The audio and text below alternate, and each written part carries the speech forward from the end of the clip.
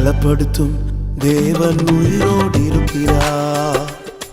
நான் கழுகை போல எழும்ப செய்திடுவார்.